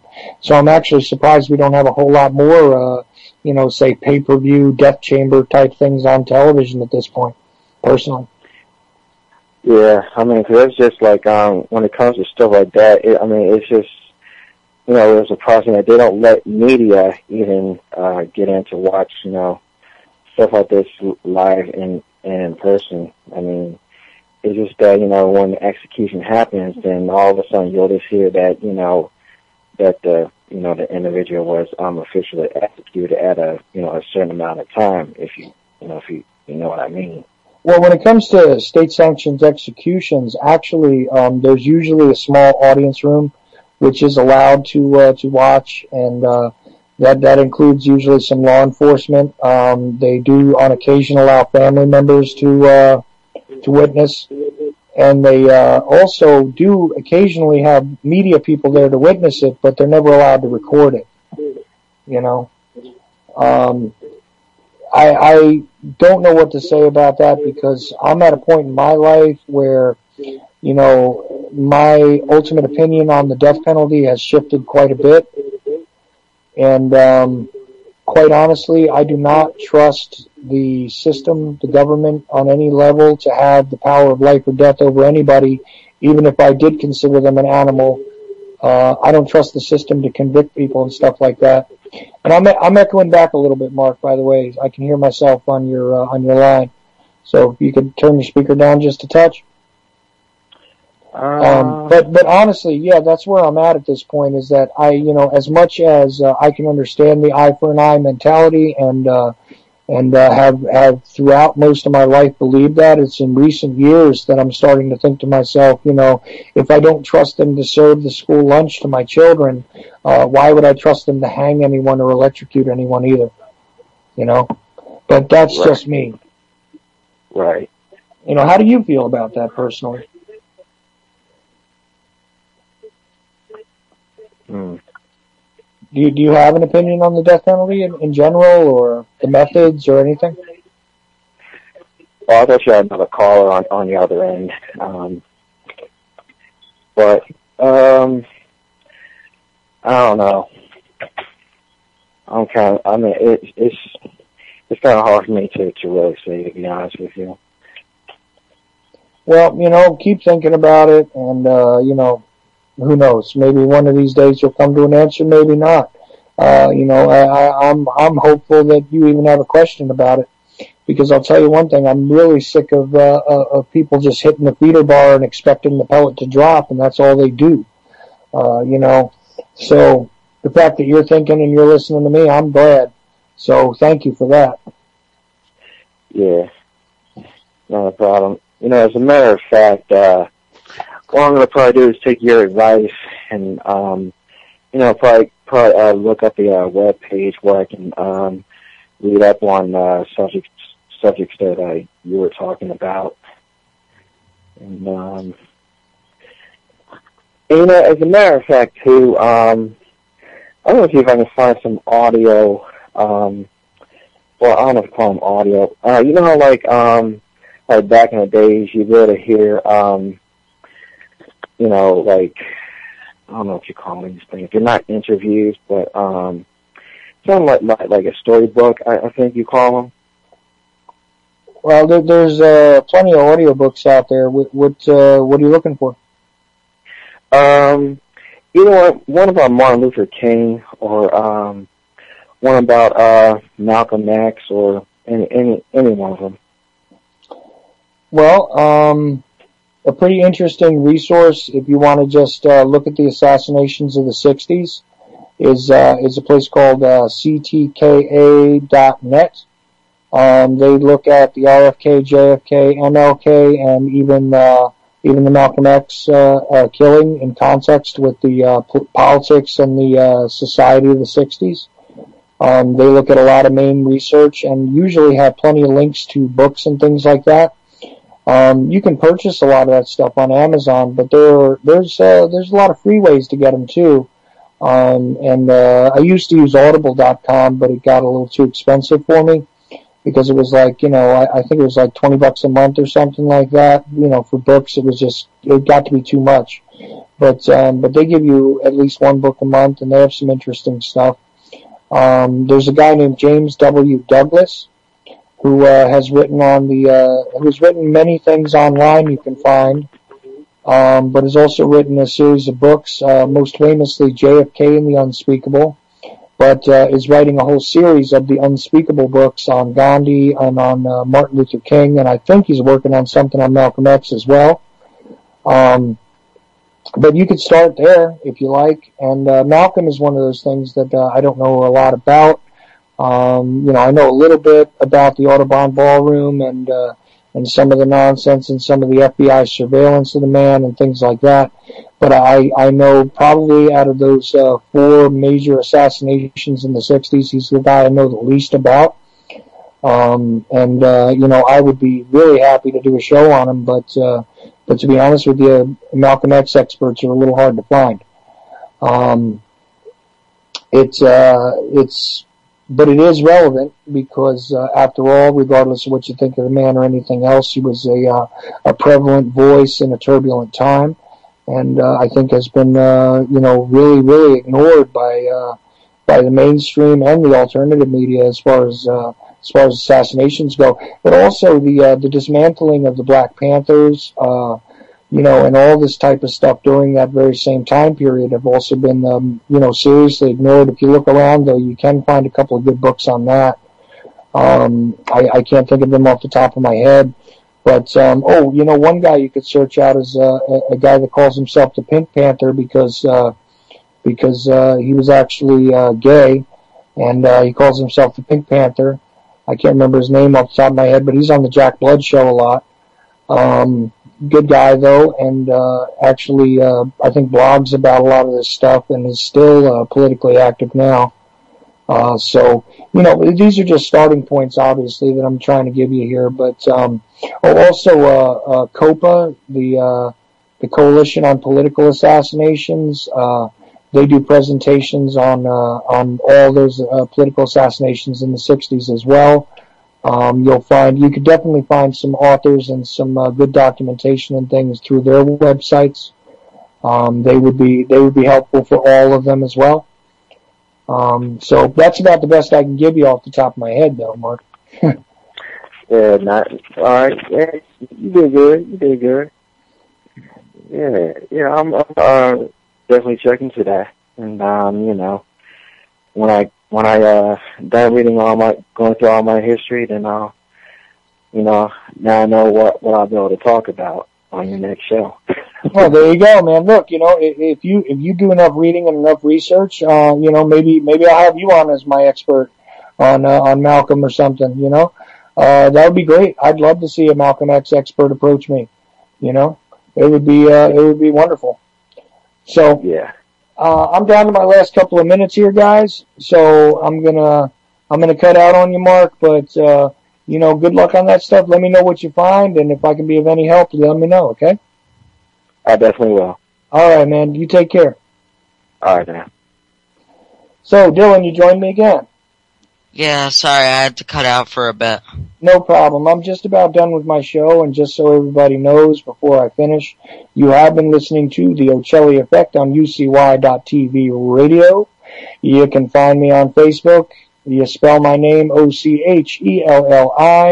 Chuck is my name. You can find me that way, or The Ochelli Effect on Facebook. And just before I forget, and before I totally run out of time, after me tonight is going to be The Continual Condition. After that, it'll be On the Brink. Then, if you're into guns, Primer Time. And, of course, if you're all about that survival and preparation type stuff, Prepper Chicks. Lori, you're great. Thanks, everybody. Thanks for all my callers. Take care. UCY. Bye. At the age of 19 in 1962, she was See, but I have the files. I read this stuff at the National Archives, and I read these other things. I said to myself, how can that be possible? The brain, final slab of choice. I don't know when that was. It doesn't really matter. Internet, professional wrestler, and not Jesse Ventura style. It doesn't matter where the information comes from, as long as it's real. It's hard to get real information because seriously, they don't want you to have just read these two sources whenever I try to